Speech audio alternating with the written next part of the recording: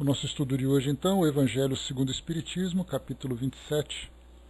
Pedi e obtereis, é um novo capítulo que nós vamos estudar.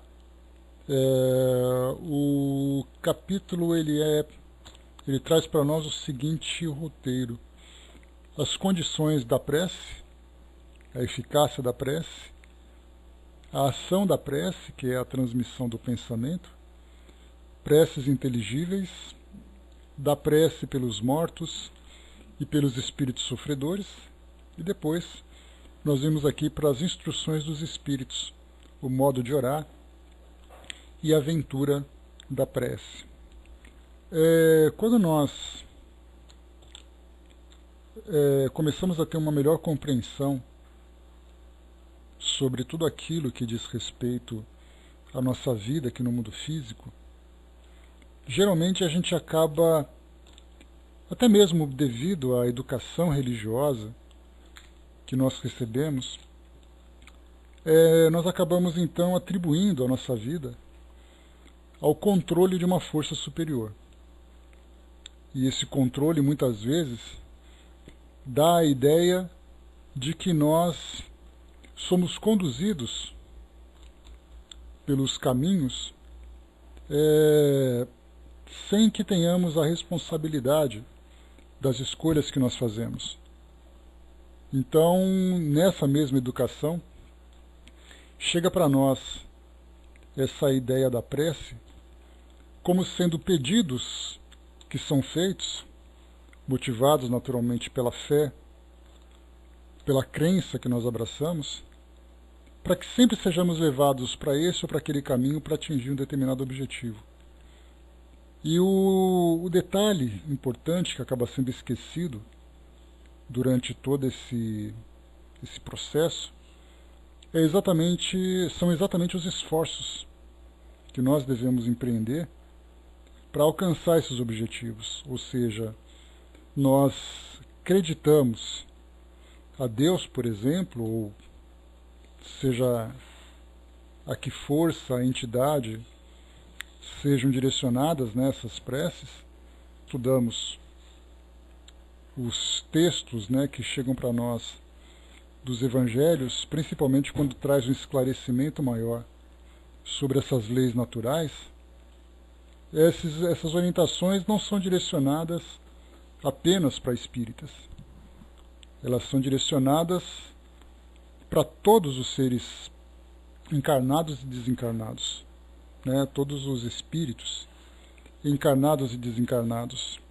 Então, o fato de eu não ser cristão, o fato de eu não ser espírita, não significa que eu não esteja submetido a essas mesmas leis. Então, quando nós falamos de estarmos encarnados, estamos encarnados porque somos espíritos e estamos então submetidos a uma lei. Não importa em que eu acredite. Quando nós falamos sobre a presença de uma inteligência superior que rege todo o universo, isso existe independente daquilo que eu acredite. Então, o fundamental ao entendermos as leis naturais, nós falamos dessas leis que direcionam as nossas vidas, e não importa qual crença eu tenho, o que importa é a forma como eu compreendo essa lei. Então, nessa ocasião de nos relacionarmos com Deus ou com essas entidades que eu falei para vocês, porque muitas vezes eu posso valorizar muito mais um determinado espírito, uma determinada entidade, de acordo com a crença que eu abraço. Então, ao elevar a minha prece a essas entidades, ou a esses deuses, ou ao próprio Deus, eu acredito muitas vezes que eu fico isento da responsabilidade de trabalhar pela minha transformação, para alcançar os objetivos.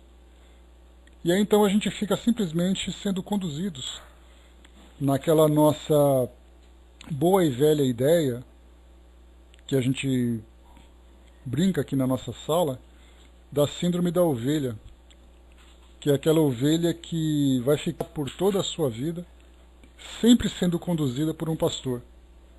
E ela nunca consegue se ver como alguém que pode tomar as iniciativas e pode se desenvolver, evoluir dessa condição. Então nós ficamos simplesmente, né, Deus me dê isso, Deus me faça aquilo, Jesus me ajude nisso, me ajude naquilo, e eu acabo ficando então atrofiando todas as minhas potencialidades, porque eu sempre me imagino sendo conduzido e levado por essas forças superiores. A nossa vida aqui como encarnados, ela depende de um impulso fundamental para que nós possamos nos desenvolver e possamos crescer nessa condição de espíritos que nós somos. São as iniciativas. Sem tomarmos iniciativas de acordo com as nossas vontades, de acordo com os nossos desejos, de acordo com as nossas motivações, não importa que prece seja feita, não importa a quem seja dirigida essa prece, nós ficaremos estagnados no mesmo lugar. Porque se nós não nos mobilizarmos para nos desenvolvermos nessa potencialidade, nós não conseguiremos nos transformar. Porque a transformação ela não vem de fora para dentro. Não é alguém que me transforma. Sou eu que me transformo de acordo com todas as ações que eu acabo empreendendo com esse objetivo. Fazendo uma comparação com essa época que nós estamos vivendo, pós-Olimpíada, e fazendo também uma comparação das nossas potencialidades espirituais, morais, com as potencialidades de um atleta, é como se o atleta se sentasse ou se ajoelhasse e ficasse constantemente pedindo que Deus desse a ele condições de conquistar uma medalha. Mas ele não se exercitasse, ele não se desenvolvesse no esporte, na modalidade a que ele se dedica. Então ele acordasse todos os dias e dissesse, Deus me ajuda a ganhar essa medalha. Mas ele mesmo não se esforça para isso. Então, o que nós vemos aprendemos dentro dessa educação religiosa, de que nós somos criaturas, de que nós temos um Criador, e que esse Criador cuida de nós, esse Criador nos leva, nos conduz, nos ajuda. Só que, na verdade, Deus ele estabeleceu leis que regem nossas vidas, e nós temos que nos ajustar a essas leis, temos que nos afinizar com essas leis, e demonstrar todas as nossas intenções e iniciativas para que essas leis nos favoreçam. E não ficarmos numa condição passiva, esperando que essas leis façam por nós aquilo que é de nossa responsabilidade. Então nós aprendemos a ter essa relação com Deus, de ficarmos sempre pedindo para que as coisas aconteçam na nossa vida, de conversar com Deus como sendo aquele Pai que cuida de cada um de nós, e começamos então a personalizar Deus, como sendo exatamente nessa comparação que é feita com a nossa vida cotidiana aqui no mundo físico, de pai que faz tudo pelos filhos. E que muitas vezes os filhos rebeldes podem ou não aceitar aquilo que os pais propõem. Então, como nós aprendemos a ter essa visão de Deus, nós acabamos exatamente nos esquecendo das nossas responsabilidades. E nessa época, nesse momento da nossa vida, das nossas vidas, em que nós estamos aqui conseguindo amadurecer, a entender exatamente a realidade da nossa existência, e o próprio Espírito Verdade, na introdução do Evangelho segundo o Espiritismo, e a gente sempre reforça nessa passagem, ele diz que chegou a hora em que todas as coisas serão restabelecidas no seu verdadeiro sentido. Isso significa que nós estamos saindo daquela fase das fantasias, daquela fase das nossas ilusões, das nossas crenças, muitas vezes ainda imaturas, para começarmos a ter uma visão realista daquilo que diz respeito à nossa vida seja como encarnados, seja como desencarnados. Então é hora da gente dizer assim, tá, Deus pode me ajudar. Mas na verdade Ele vai me ajudar a eu me ajudar. Que tudo depende então daquilo que eu faço. Depende das minhas próprias forças, depende ali das minhas capacidades. Então eu vou dar um passo de acordo com as minhas possibilidades. Se eu não puder dar um passo a mais daquilo que eu posso, não haverá força alguma que vá me fazer dar esse salto sem que eu tenha condições de fazê-lo. Por mais que a gente acredite que Deus está no comando de tudo, que Deus vai nos ajudar, mas Ele nos ajuda exatamente de acordo com as nossas condições, de acordo com as nossas motivações. Do contrário, nós não teríamos preocupação nenhuma com as doenças que nos afetam, com os problemas que nós enfrentamos, porque nós fazemos as coisas e nós não teríamos, por exemplo, uma lei que nós entendemos como lei de causa e efeito, que ela tem uma função educativa fundamental. Nós aprendemos com os resultados das nossas ações, os resultados positivos, que nos motivam a continuar fazendo aquilo que deu certo, e um resultado negativo, que faz com que nós reflitamos sobre as consequências das nossas escolhas. Só o fato de nós entendermos o significado dessas leis, ou dessa lei, a de causa e efeito, já mostra exatamente que somos nós os responsáveis por aquilo que nós mesmos causamos. Então não importa se eu faço uma prece pedindo algo que vá ao contrário daquilo que eu fiz. Se eu cometo uma ação negativa, não adianta a gente fazer uma prece e imaginar que Deus vai anular essa lei de causa e efeito e tirar de mim exatamente a oportunidade de aprender com o resultado daquilo que eu faço. Então nós temos que começar a perceber que a prece tem um efeito extremamente valioso, mas ela jamais vai anular as iniciativas que eu tenho que tomar. Jamais vai anular a oportunidade de eu aprender com as minhas próprias escolhas que vão me proporcionar o meu amadurecimento. Então imaginar Deus como sendo aquele papai, imaginar aquele Deus como sendo aquela força que vai me tirar dos problemas, na verdade somos nós que vamos sair dos problemas com o auxílio de Deus através de todas as forças que são impulsionadas a partir da vontade dele. E essas forças nós podemos falar sobre os espíritos que estão à nossa volta, nos prestando assistência, generosamente e caridosamente, das energias que nos envolvem, que nos dão aquela força, nos dão aquela motivação. Mas tudo parte de nós. Toda transformação que nós vivemos parte inicialmente de nós.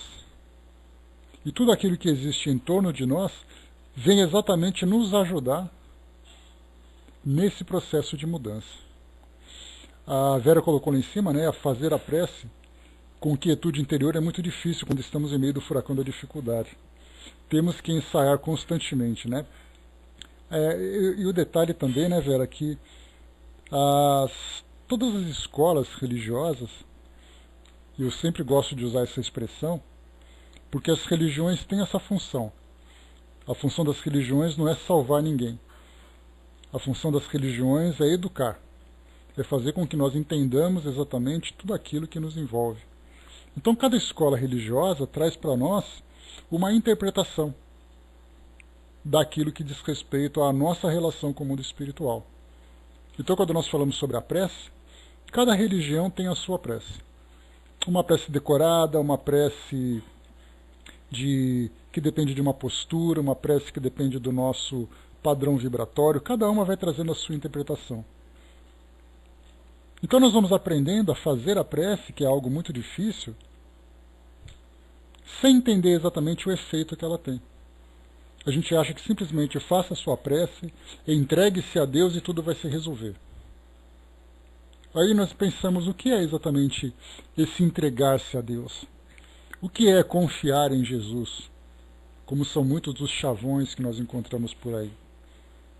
Percebemos então que é simplesmente assim, basta você viver essa adoração, que tudo vai se resolver. Mas espera aí, e as nossas responsabilidades?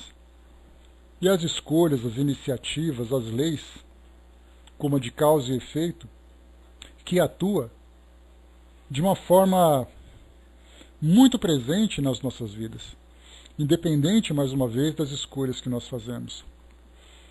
Então, o fato de nós aprendermos ou não aprendermos corretamente a fazer a prece, não que a doutrina espírita seja, claro, a dona da verdade, de forma alguma, mas o fato de nós não entendermos exatamente o que é a prece, de que forma fazer a prece, as condições da prece, que é o tema que nós vamos estudar agora, o efeito da prece, de que forma que ela age, faz com que nós façamos isso de uma forma mecânica,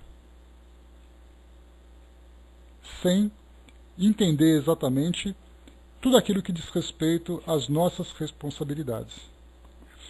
Eu separei aqui para nós, antes de começarmos a estudar o Evangelho propriamente dito, um texto de Joana de Ângeles, que é muito interessante, psicografia do Divaldo, chamado A Psicologia da Oração.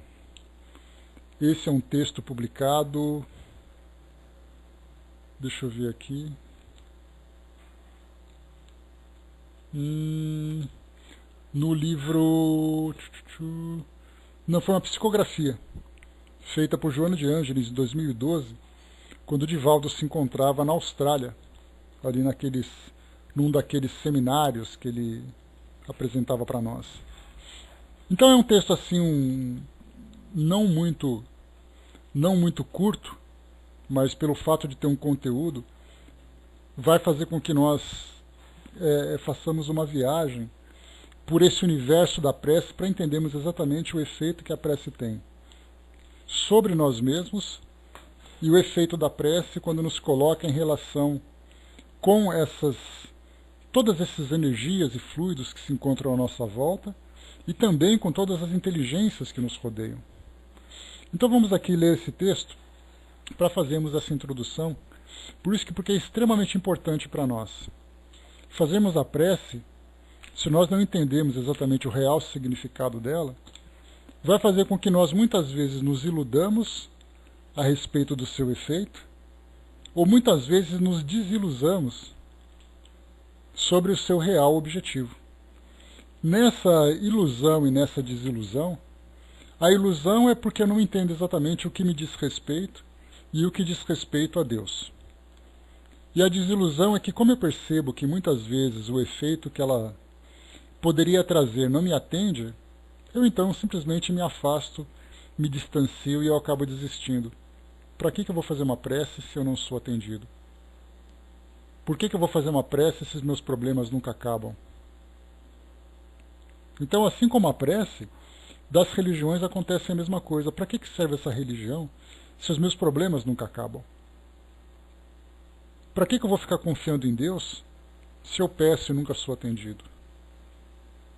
Então, o fato de nós não entendermos o real objetivo da prece nos traz todos esses conflitos, nos coloca nessa condição de dúvidas constantes, fazendo com que nós, em vez de caminharmos afinizado com essas leis, afinizados com esse nível vibratório que nos ajudaria nessa evolução, faz com que nós fiquemos estagnados aqui no nosso mundo, vivendo um dia depois do outro, sem aproveitar essas potências que se encontram à nossa volta para nos ajudarem na nossa caminhada.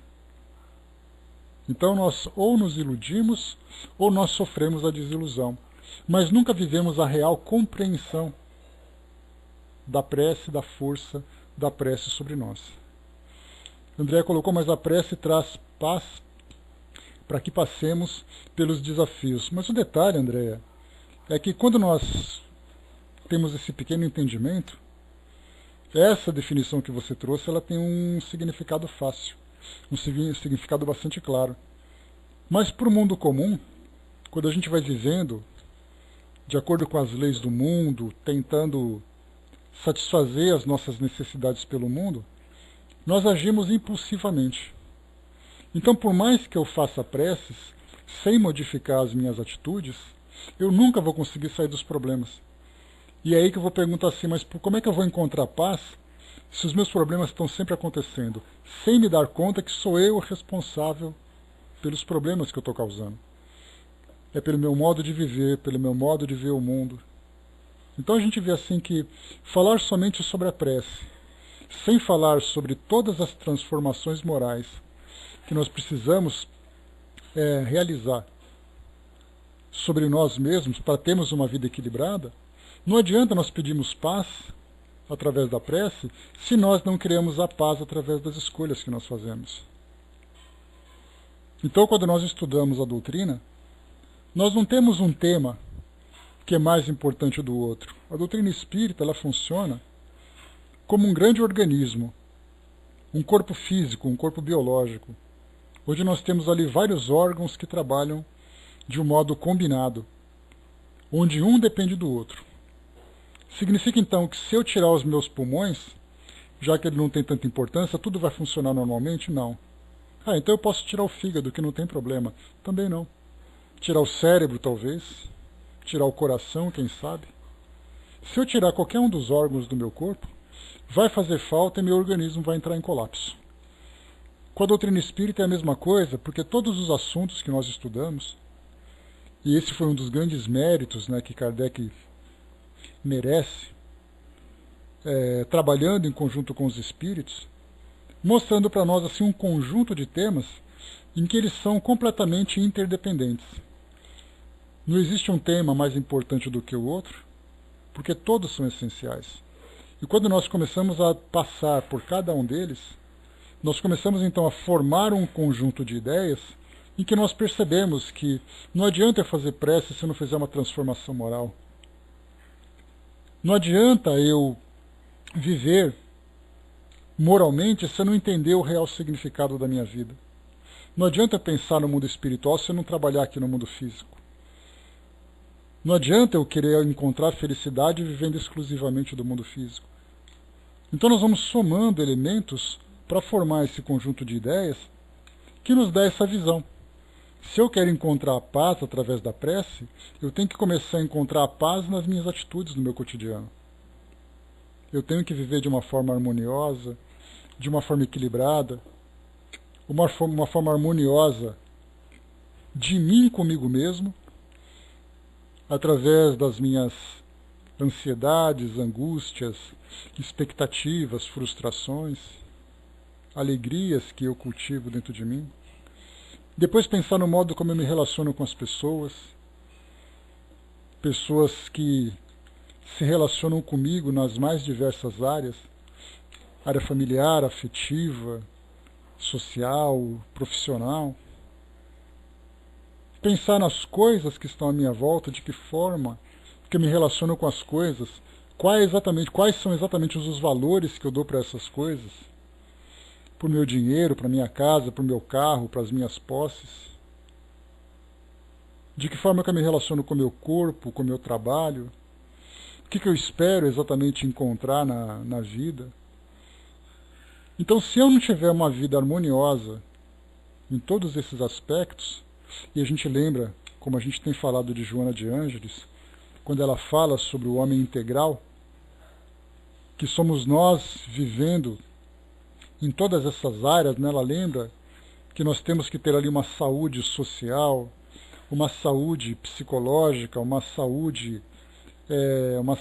espiritual, uma saúde biológica. Se nós não tivermos harmonia nesses aspectos todos, não adianta eu querer pedir uma paz, porque por mais que os espíritos façam para nos ajudar a encontrar essa paz, se nós não modificarmos as nossas ações, nada vai transformar aquilo que depende das nossas iniciativas. Então a prece traz paz quando nós conseguimos conquistar a nossa paz. Por isso que eu falei para vocês que a nossa evolução aqui no nosso mundo, ela tem uma força fundamental e essencial que nós chamamos de iniciativas. Tudo parte de nós. Tanto é assim que nós percebemos que muitas vezes nós vivemos estagnados, ouvimos histórias de espíritos que ficam estagnados, seja no mundo físico, seja no mundo espiritual. Vemos aqueles espíritos que desencarnam num estado de completo desequilíbrio e que ficam muitas vezes durante séculos num estado de perturbação. Por que Deus simplesmente não retira esses espíritos dessa condição? Porque depende deles fazer isso. Quando a gente lembra a história de um espírito como o André Luiz, por exemplo, de quem nós tivemos a oportunidade de conhecer essa fase inicial de adaptação no mundo espiritual, ele comenta daqueles quase 8 anos de desequilíbrio que ele viveu logo que ele chegou no mundo espiritual, e somente no momento em que ele tomou a iniciativa, a verdadeira iniciativa, para se transformar, foi quando ele conseguiu então sentir o auxílio que sempre esteve à disposição dele. Os espíritos não ficavam simplesmente parados, esperando que as coisas acontecessem, deixando ele sofrer. Mas havia aquela assistência constante que ele simplesmente não conseguia perceber. Então, dessas histórias que os espíritos vão trazendo, isso traz para nós um paralelo direto com aquilo que nós vivemos hoje. Não adianta um aluno rezar para passar no vestibular se ele não toma a iniciativa de estudar.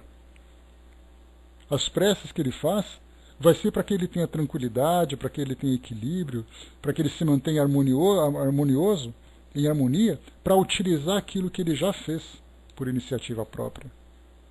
Não adianta eu pedir para o mundo espiritual me dar saúde se as minhas atitudes fazem com que meu corpo sofra as consequências de atitudes equivocadas que eu tomo com relação a ela. Tudo depende de nós, e a assistência vem nos fortalecer. Então essa ilusão de que basta nós cairmos de joelhos, juntarmos as mãos e começarmos a fazer prece, que tudo vai se modificar,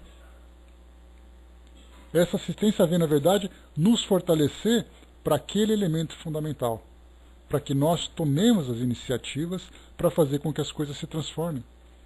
Do contrário, qual seria o nosso mérito? A quem Deus privilegiaria exatamente? Para aquele que é fiel a uma determinada crença e aquele que é ateu, aquele que é rebelde, que se tornou assim por experiências que a vida foi oferecendo. De repente ele não teve a oportunidade, como a gente vê dentro dos argumentos religiosos que nós temos hoje, ele não teve condições naquele momento da vida dele, naquela existência, de se aproximar de uma crença que oferecesse para ele essa educação verdadeira. Significa que ele ficaria relegado pelo fato dele não ter tido, entre aspas, sorte de conhecer Deus? E aquele que teve sorte, então, vai ser o beneficiado e o outro não vai ser? Aí nós estaríamos, então, fazendo um culto a um Deus personalista, a um Deus com uma personalidade humana. A ideia que nós temos, se você vier para a nossa fé, para a nossa religião, você estará salvo. Se você não vier, você vai ficar solto ao limbo. Você vai sofrer o abandono de Deus por toda a eternidade.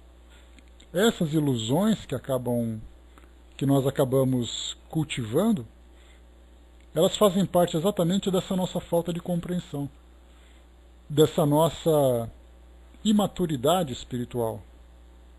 Porque nós atribuímos então a Deus característica das personalidades humanas, da vaidade humana, do ego humano, e não entendemos exatamente a nossa condição de criaturas que precisam se transformar através das próprias iniciativas, através das próprias escolhas, das próprias forças. Aí então nós vemos uma lei que é completamente imparcial. Todos nós temos as mesmas condições. Todos nós estamos submetidos às mesmas leis. Todos nós dependemos dos mesmos recursos.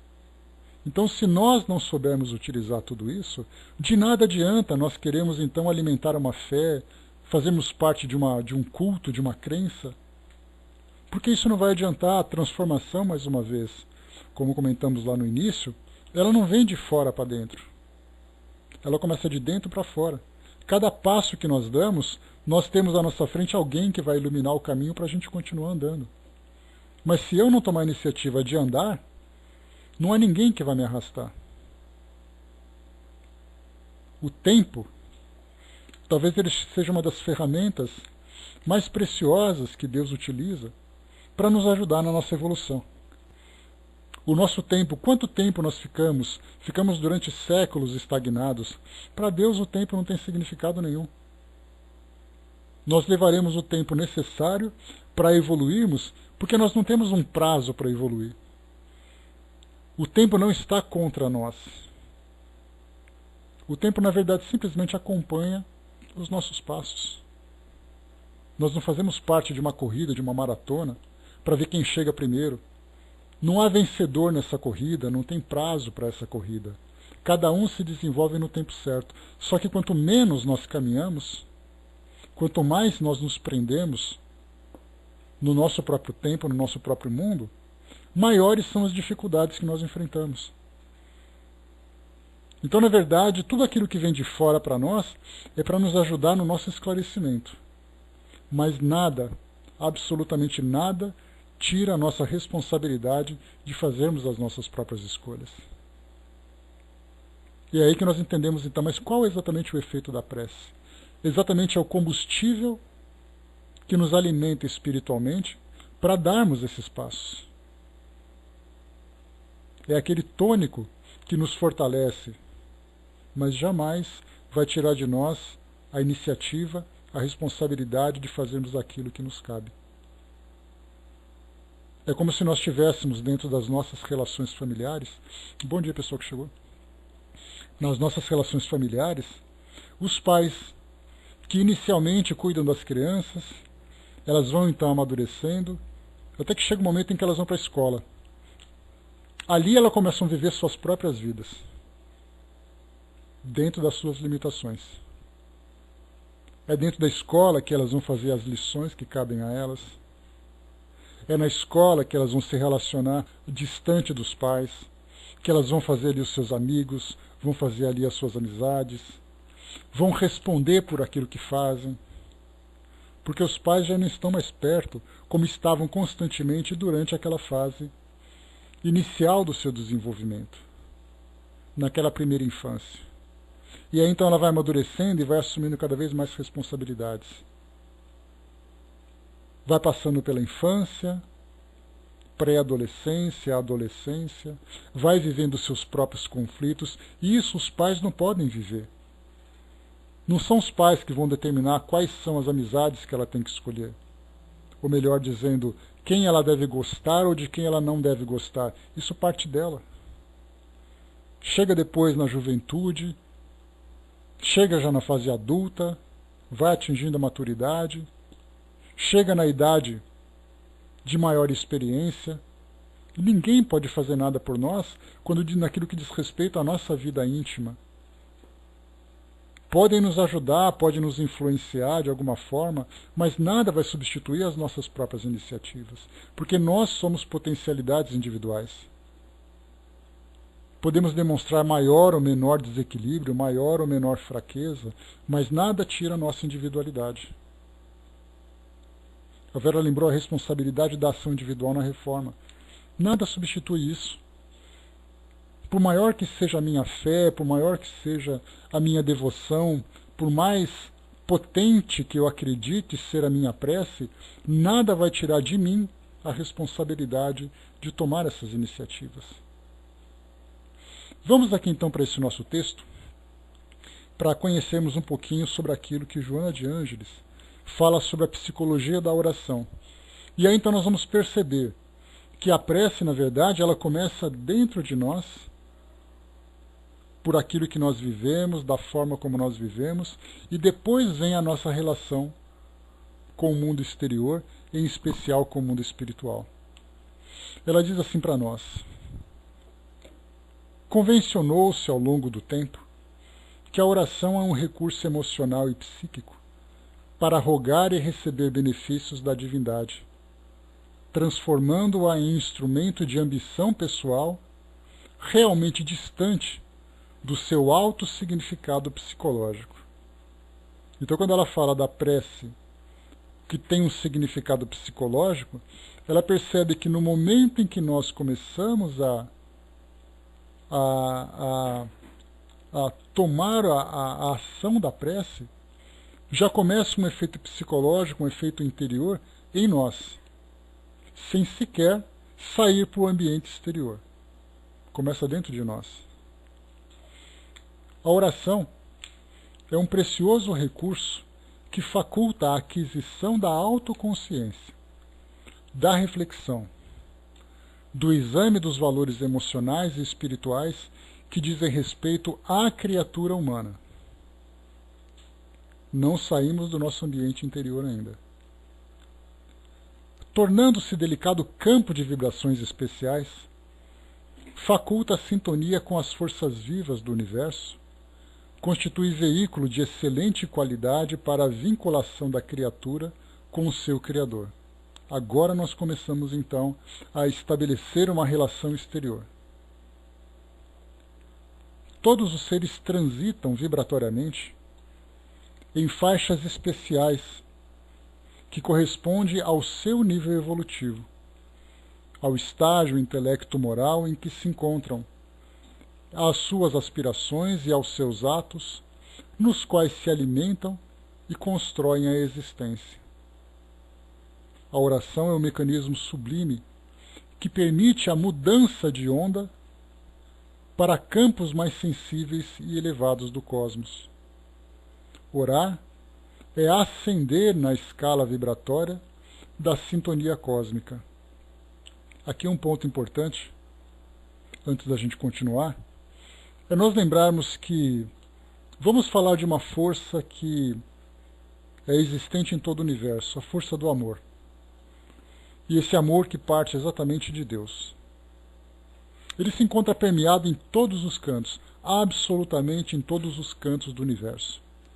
Até mesmo naqueles cantos que nós imaginamos ser os mais infernais, os mais sombrios, o amor se encontra presente. O amor chega até a criatura, mas depende da criatura perceber esse amor. Entrar em sintonia com essas energias, com essas forças. E isso depende dele, através da sua sintonia mental, perceber essas forças. Então não é o amor que vai nos convencer em fazer alguma coisa. Somos nós que temos que desejar percebê-lo, porque ele se encontra presente. Seria mais ou menos dizer, dentro dessa linguagem popular, que Deus esqueceu de mim. Ou uma passagem muito interessante de um filme, que eu sempre gosto de comentar sobre ele, um tema que é muito bacana, né, que eu gosto, um filme chamado Anjos Rebeldes. É uma trilogia que conta a história de anjos, guerra dos anjos contra a humanidade, anjos que se rebelaram contra Deus. E no segundo filme, o anjo Miguel, aqui na Terra, demonstrava sua insatisfação com Deus. E aí então ele, conversando com outros anjos, ele dizia assim: Deus parou de falar comigo. E aí então um amigo dele falou assim: não foi Deus que parou de falar com você, foi você que deixou de ouvi-lo. Então é mais ou menos essa sintonia que nós percebemos, né, através dessa relação com essas faixas vibratórias que se encontram à nossa volta, que as energias estão aqui o tempo todo, nos oferecendo todas as condições, desde que nós tenhamos condições de percebê-la, desde que nós desejemos percebê-las. Continuando para nós. Em face desse mecanismo, torna-se indispensável que se compreenda o significado da prece, sua finalidade e a maneira mais eficaz pela qual se pode alcançar o objetivo desejado. Inicialmente, orar é abrir-se ao amor, ampliar o círculo de pensamentos e de emoções, liberando-se dos hábitos e vícios, a fim de criar-se novos campos de harmonia interior, de forma que todo o ser beneficie-se das energias auridas durante um momento especial. A melhor maneira de alcançar esse parâmetro é racionalmente louvar a divindade, considerando a grandeza da criação, permitindo-se vibrar no seu conjunto como seu filho, assimilando as incomparáveis concessões que constituem a existência. Considerar-se membro da família universal, tendo em vista a magnanimidade do Pai e sua inefável misericórdia, enseja àquele que ora o bem-estar que propicia a captação das energias saudáveis da vida. Então a gente vê que esse louvor não significa simplesmente você adorar a Deus e imaginar que essa adoração te coloca como um filho preferencial. Porque muitas vezes nós nos perguntamos, né, quem Deus prefere mais aqui no nosso mundo? A quem ele tem ali uma melhor atenção, um carinho especial? Se ele tivesse que dar um presente, quem ganharia o presente melhor? São perguntas que nós fazemos porque geralmente nós colocamos exatamente aquela condição personalista a Deus. Que Deus sente como nós sentimos, que Deus pensa como nós pensamos. E aí nós voltamos para aquele raciocínio inicial desse texto que eu trouxe para vocês, dizendo que Deus oferece o mesmo presente para todo mundo. Só que depende de nós irmos em busca desse presente.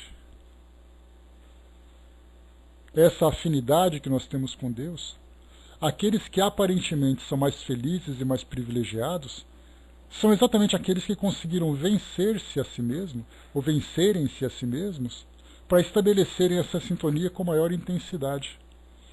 Daí então eles têm uma percepção maior desse amor de Deus. Não porque eles recebem mais amor do que os outros, mas eles percebem esse amor porque eles se colocaram em sintonia. Nesse momento de louvor, que é trazido para nós, a gente lembra que os Espíritos, orientando Kardec, lá no Livro dos Espíritos, ele coloca exatamente para nós, na questão 659, qual o caráter geral da prece. Os Espíritos respondem que a prece é um ato de adoração. Fazer preces a Deus é pensar nele, é aproximar-se dele, é pôr-se em comunicação com ele. Pela prece podemos fazer 3 coisas: louvar, pedir e agradecer. Então nós, espíritas, através dos nossos estudos, nós praticamente decoramos esses caracteres da prece. Louvar, pedir e agradecer. Mas o que é louvar? O que é exatamente esse pedir? E qual é exatamente a forma correta? Só para a gente ter uma ideia do equívoco que nós temos nesse entendimento, nós acreditamos que louvar a Deus é uma bajulação. Coloca na condição de pedintes. E agradecer, muitas vezes só agradecemos aquilo que nós recebemos. O que nós não recebemos, nós ficamos emburrados, ficamos rebeldes e não agradecemos. Então, embora nós tenhamos um entendimento sobre esses 3 caracteres que a prece tem, nós não entendemos exatamente de que forma lidar com ela. Basta a gente lembrar do pedido. André Luiz, no seu livro Nosso Lar, ele traz um relato interessante sobre o desejar, saber desejar e merecer. Esses 3 elementos fundamentais que dizem respeito exatamente a tudo aquilo que nós recebemos, vem dentro desse pedir. Porque muitas vezes nós pedimos sem saber.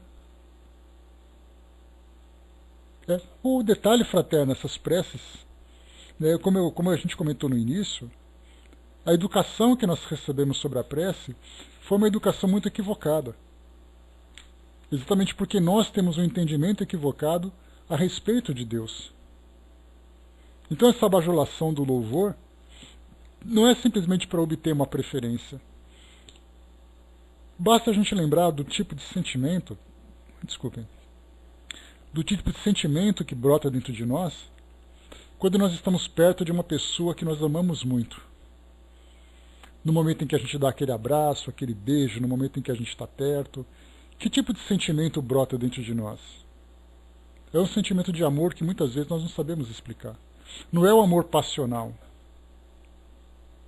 Algumas vezes você está perto do seu animal de estimação, brincando com o seu gatinho, com o seu cachorrinho, com o seu passarinho, e dá aquele sentimento tão gostoso pelo fato de estar junto. Esse tipo de sentimento é o amor que brota dentro de nós. E no momento do louvor, é exatamente esse sentimento que nós temos que buscar. Basta a gente lembrar que na própria prece do Pai Nosso, Jesus, na primeira parte, ele nos ensinou exatamente esse louvor. Só que pelo fato de ser algo que acabou se tornando mecânico e numa passagem muito pequena, nós não damos o seu devido valor. Quando ele diz assim: Pai nosso que estais no céu, santificado seja o vosso nome.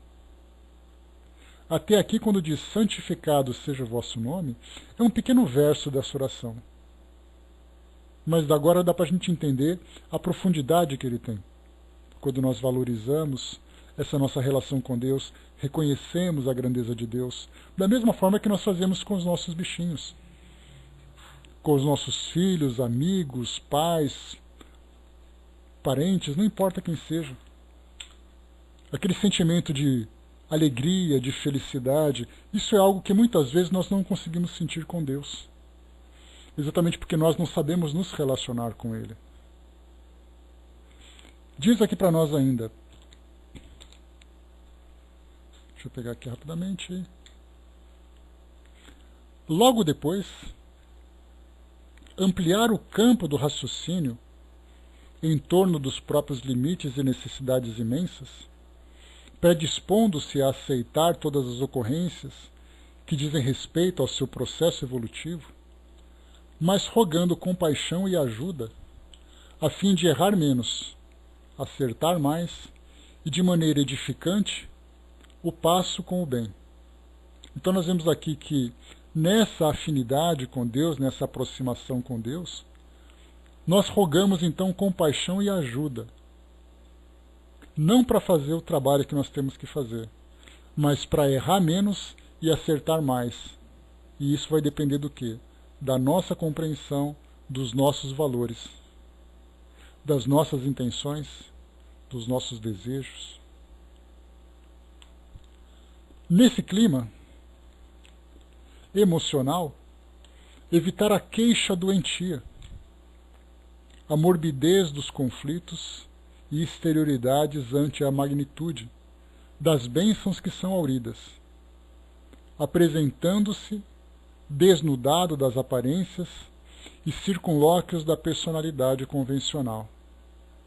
Então, muitas vezes, a prece para nós se torna, na verdade, aquele conjunto de queixas e lamentações. Como ela diz para nós, nesse clima emocional, já que nós buscamos então essa afinidade com Deus através desse amor que existe dentro de nós, aproveitar esse momento não para se queixar, mas exatamente para poder buscar as forças para superar as dificuldades. Vamos lá, pessoal? Não é necessário relacionar sofrimentos, nem explicar anseios da mente e do coração, porque o Senhor conhece a todos os seus filhos, que são autores dos próprios destinos e ocorrências, mediante o comportamento mantido nas multifárias experiências da evolução. Mais uma vez aqui, não é necessário relacionar os sofrimentos, nem explicar os anseios da mente e do coração, porque o Senhor conhece todos os seus filhos. Então, o fato de muitas vezes nós reservarmos o momento de prece para começarmos a dizer para Deus as coisas que Ele não está vendo, porque eu preciso disso, porque aquela coisa não veio, porque essas coisas estão dando erradas. Sabendo que Deus é onipotente, onisciente e onipresente, todas essas questões não somente fazem parte do seu conhecimento, como fazem parte do plano que Ele mesmo estabeleceu. Então a prece não deve ser aquele momento de queixas. Falei para vocês certa vez de uma entrevista muito interessante a respeito de um livro destinado à evangelização, escrito por Luiz Antônio Gasparetto. Ele falava então de uma técnica, de um método pedagógico que ele utilizava para ensinar as crianças a trabalharem os próprios sentimentos. Já falamos sobre isso aqui na nossa sala. E ele lembrava o seguinte, que ele dizia para as crianças que elas deviam imaginar que aqui assim na barriga delas tinha uma luz, uma lâmpada. E cada vez que nós pensávamos, ou cada vez que nós pensarmos, essa luz vai tomar uma cor diferente. E aí então ele estabeleceu uma escala de cores para dizer as cores que são representações daquilo que é mais negativo dentro de nós, e aquelas cores que representam aquilo que existe de mais elevado, de mais positivo dentro de nós.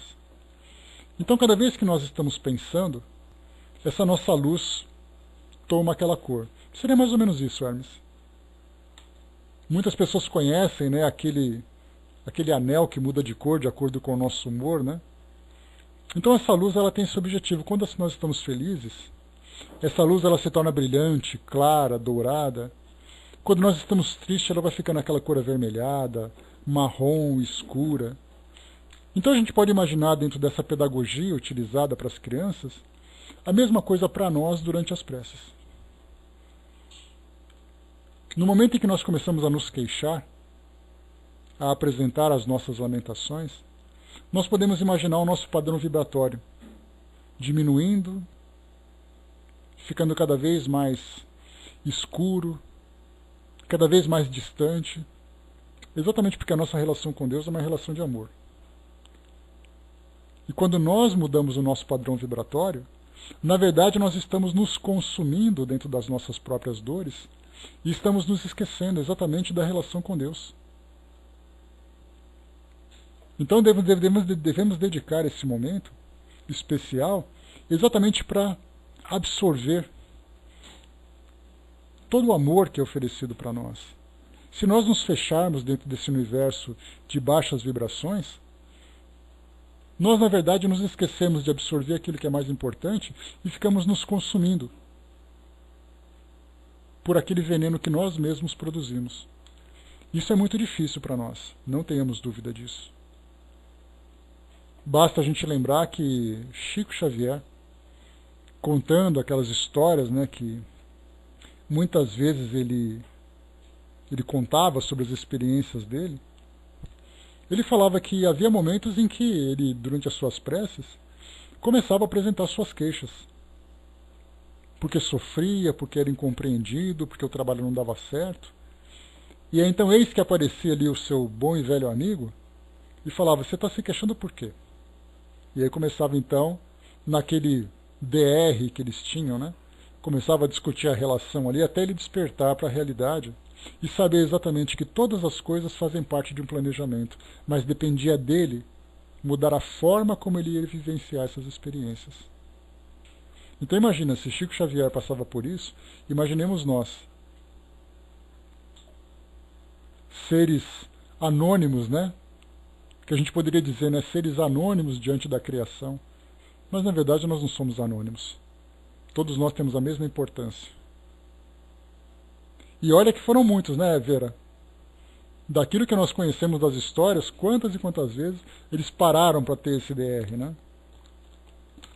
Continuando.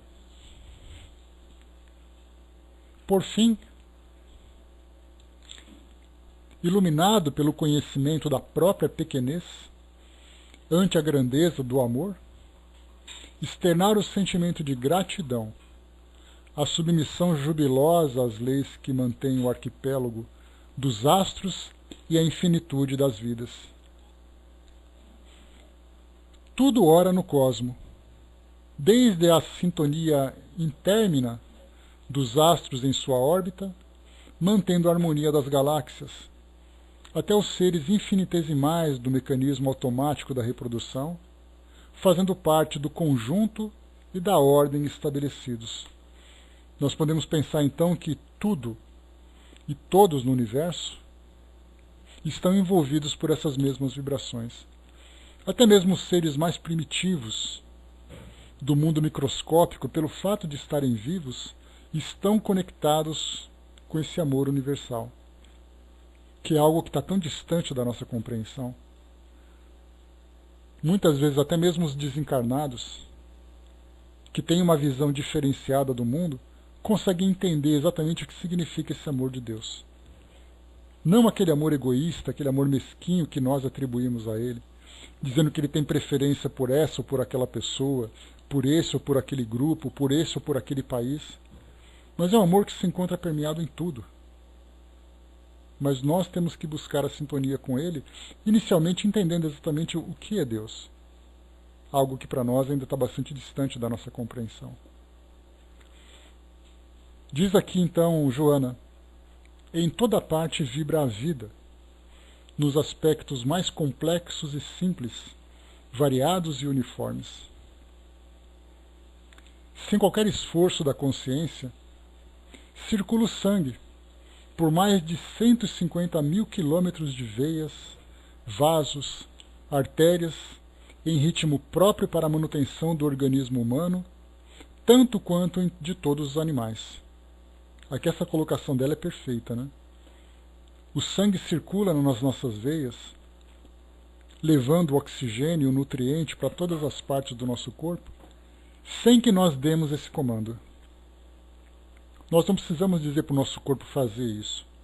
Ele faz independente da nossa consciência de que isso está acontecendo. A mesma coisa acontece com relação ao amor de Deus.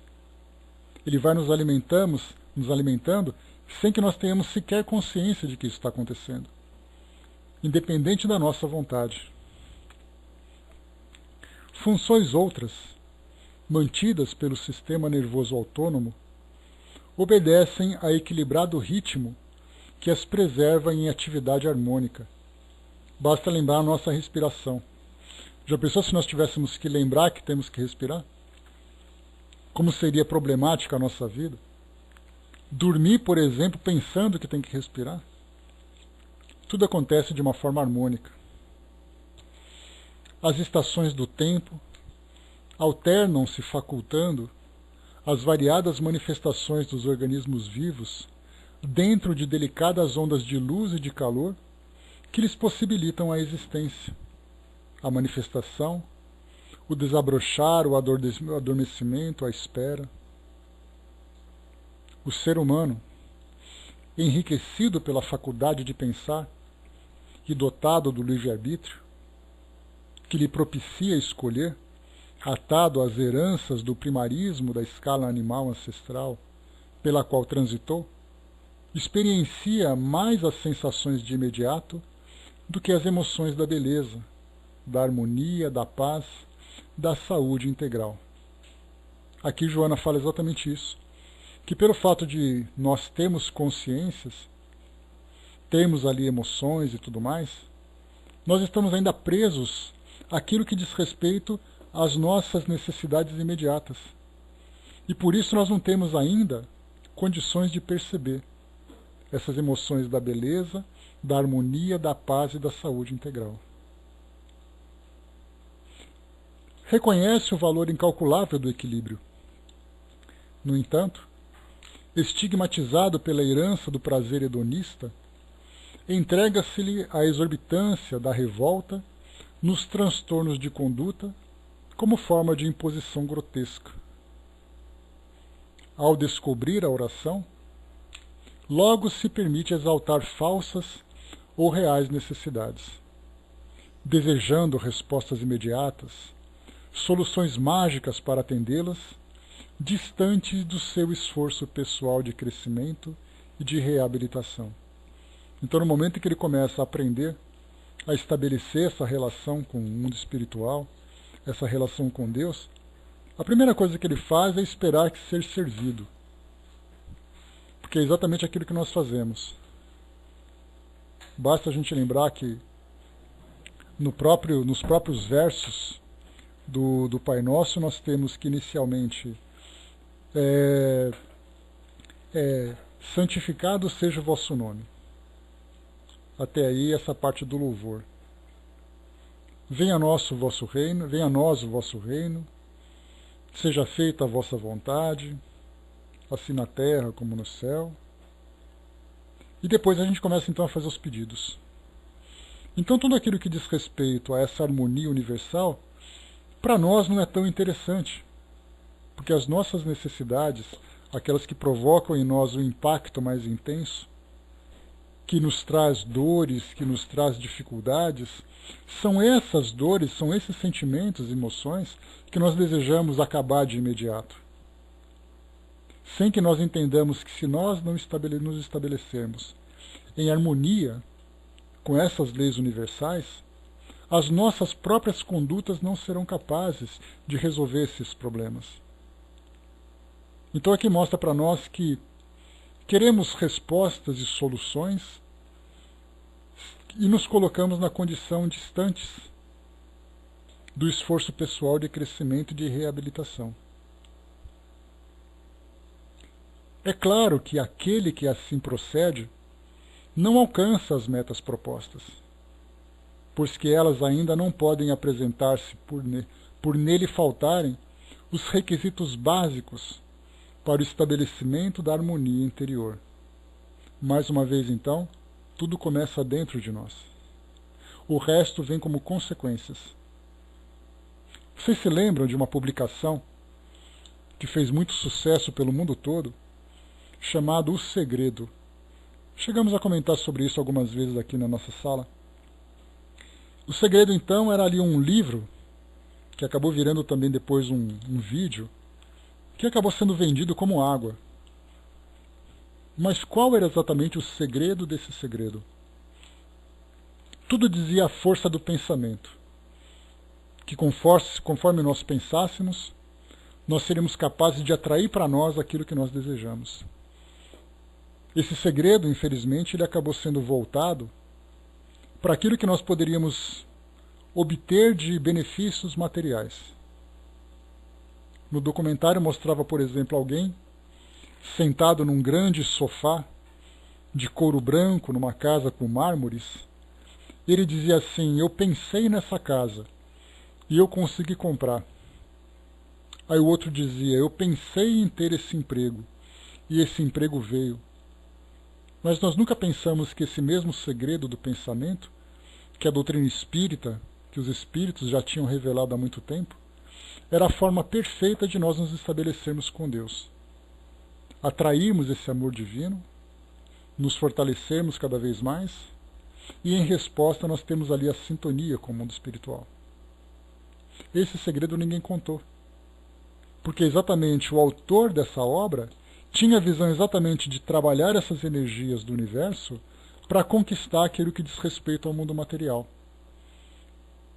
Ou seja, o segredo é certo, a aplicação dele é equivocada, porque não considerava aquilo que era mais importante, a nossa realidade espiritual. Via apenas a nossa realidade material. Continuando. A oração é campo no qual se expande a consciência e o espírito eleva-se aos páramos da luz inacessível do amor inefável. Quem ora ilumina-se de dentro para fora, tornando-se uma onda de superior vibração em perfeita consonância com a ordem universal. A ordem universal ela existe independente da nossa vontade, independente da nossa compreensão. Quando nós nos elevamos, nós entramos em sintonia com ela. Usando essa comparação de uma estação de rádio, é como se a estação tocasse constantemente as músicas de elevação espiritual. Só que, na verdade, eu não estou interessado em estabelecer sintonia com essa estação. Eu quero ouvir outro tipo de música. Música que me estimule sensualmente, música que me estimule agressivamente, estimule a sensualidade, as paixões inferiores, ou então alimente minhas dores, porque tem aquelas estações que tocam músicas de fossa, que é uma dor de cotovelo atrás da outra, e tem gente que gosta. Mas aquela estação mais elevada, para aquilo não me interessa, porque ela vai me trazer aquele sentimento de oh meu Deus, que alegria. Eu não quero isso, eu quero viver paixões. Eu preciso desses sentimentos intensos para me fazer sentir vivo. Porque eu ainda não consigo me perceber vivo entrando em relação com Deus. Isso pode parecer algo absurdo, mas basta a gente perguntar: o que é mais importante? Você viver no mundo físico, pensando no seu trabalho, no seu dinheiro, nas suas paixões, nos seus prazeres? Ou você pensar, por exemplo, que estando em harmonia com Deus você vai se sentir feliz? Teoricamente todo mundo vai dizer: não, claro, eu prefiro viver em harmonia com Deus. Vai que eu falo o contrário, Ele me castigue. Mas na prática mesmo, nós vivemos o nosso dia a dia preocupados em ter, conquistar, em ser alguma coisa a mais do que nós somos. Então, na verdade, pelo fato de nós estarmos presos a esses nossos interesses, nós não conseguimos nos elevar. Existem aquelas imagens, aquelas fotografias que são perfeitas, que mostram, por exemplo, um avião naquela velocidade de cruzeiro, voando em grandes altitudes, acima das nuvens, recebendo a luz do sol. E embaixo as nuvens, aquelas nuvens tempestuosas, aquelas nuvens escuras, e o avião voando acima delas. Assim deve ser a nossa consciência.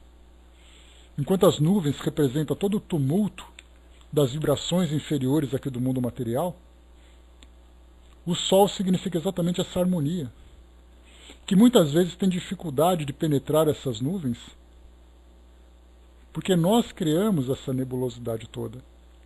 Então somos nós que não entramos em perfeita consonância com a ordem universal, porque depende de nós essa elevação. A luz chega até nós, somos nós que não percebemos. O egoísmo, os sentimentos perversos, não encontram lugar na partitura da oração. Torna-se necessário desfazer-se desses acordes perturbadores para que haja sincronização do pensamento com as dúlcidas notas da musicalidade divina. A psicologia da oração é o vasto campo dos sentimentos que se engrandecem ao compasso das aspirações dignificadoras que dão sentido e significado à existência da Terra. Mais uma vez, importante isso. A psicologia da oração é o vasto campo de sentimentos que engrandecem ao compasso das aspirações dignificadoras.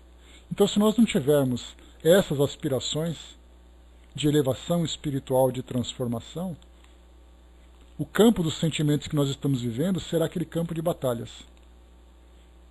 Aquele campo com lodo, com pântano, com cheiros asfixiantes. Porque nós criamos essas aspirações.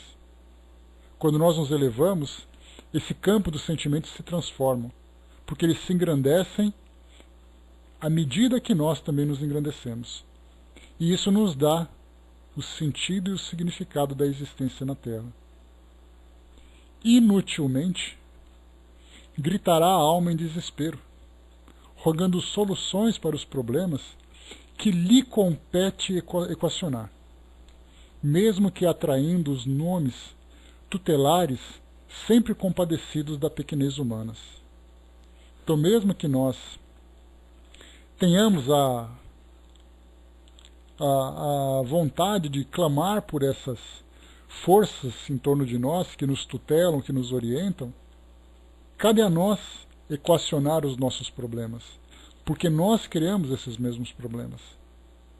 Então, embora a prece nos coloque em sintonia com Deus, isso não tira a autonomia das leis que regem a nossa vida, em especial a lei de causa e efeito.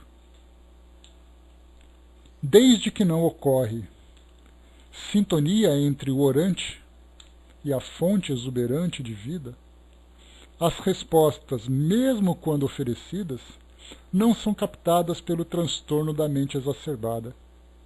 Tudo aquilo que nós conversamos há pouco. Todas as respostas, todas as motivações, todas as forças que existem no universo estão sempre à nossa disposição. Só que pelo fato de nós não estarmos em sintonia com ela, nós simplesmente não percebemos. Para finalizar, quando desejares orar, acalma o coração e suas nascentes, assumindo uma atitude de humildade, de aceitação, a fim de que possas falar àquele que é o Pai da misericórdia, que sempre providencia todos os recursos necessários à aquisição humana da sua plenitude. Convidado a ensinar aos seus discípulos a melhor maneira de expressar a oração, Jesus foi taxativo e gentil, propondo a exaltação ao Pai em primeiro lugar, logo após as rogativas e a gratidão, dizendo: Pai nosso que estais no céu.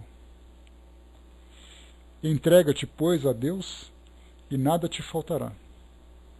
Pelo menos tudo aquilo que seja importante à conquista da harmonia mediante a aquisição da saúde integral. Então aqui essa psicografia, para quem quiser, está aqui nesse link, Psicologia da Oração, de Joana de Ângeles, por Joana de Ângeles. E aí trouxe para nós então esses ensinamentos tão preciosos para entendermos exatamente o significado dessa ação que nos aproxima de Deus. Não é que ela faça com que Deus se aproxime de nós, porque Ele nunca se distanciou. Mas Ele sempre vai esperar que nós entremos em sintonia com eles. Então vai com Deus, Sama. Bom dia. Então, pessoal, fechando por aqui o nosso estudo de hoje. Deu certinho aqui o nosso tempo hoje, né? Então aqui nele foi uma introdução. Vamos estudar nos nossos próximos encontros. Obrigado, Cindizinho.